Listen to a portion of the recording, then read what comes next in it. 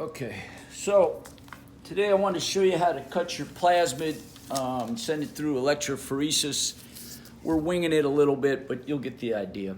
So the idea is, if we're using one restriction site, let's say we're using, I don't know, whatever, Eco R1 or whatever it is. I just made one up here, and I said we're going to cut between the GGCs, and when you see those, you're going to cut those.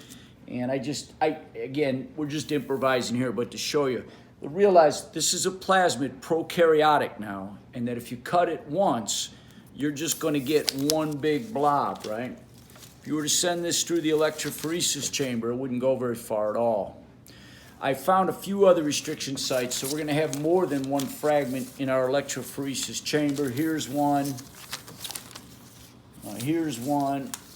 And of course, I could also use PCR to amplify this DNA if necessary. Remember, PCR stood for polymerase chain reaction, and polymerase chain reaction is going to be to amplify the DNA. So now, oh, there's one more. Okay, so I cut mine into all these different size fragments, okay? Now what I would do is send this through the electrophoresis chamber, and again, it doesn't matter how many fragments you have, but here's the key. We're going to use electricity and this agarose gel, and the gel is going to physically separate the size of the fragments. The little ones are going to go the farthest. They're the obvious. Ones like this would go the farthest. The larger ones are going to go not very far because they got to get through that agarose gel.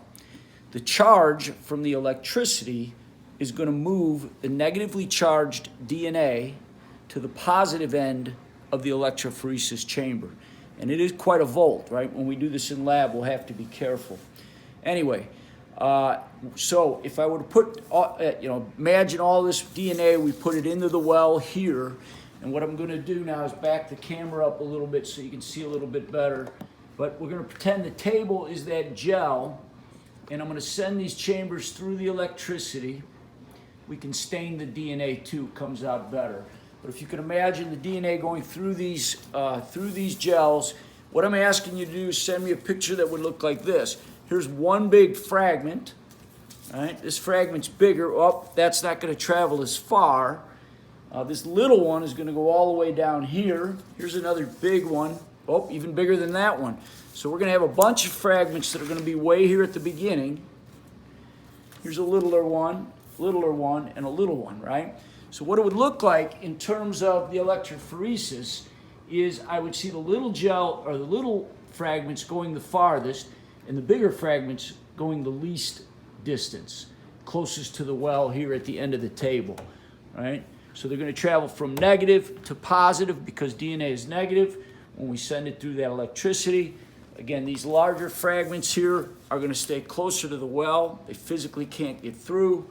The smaller fragments are going to travel the furthest, and when we do this in lab, we will actually be able to interpolate the data and say, well, look, if we know the known distance of a certain fragment size always travels this far in the agarose, then we should be able to estimate maybe an unknown by how far it traveled. We'll talk more about that later. Anyway, this is electrophoresis, and it's a way to make DNA fingerprinting, right? All these different fragment sizes. And yes, we can use them for crime scenes and paternity cases and things like that. Thank you.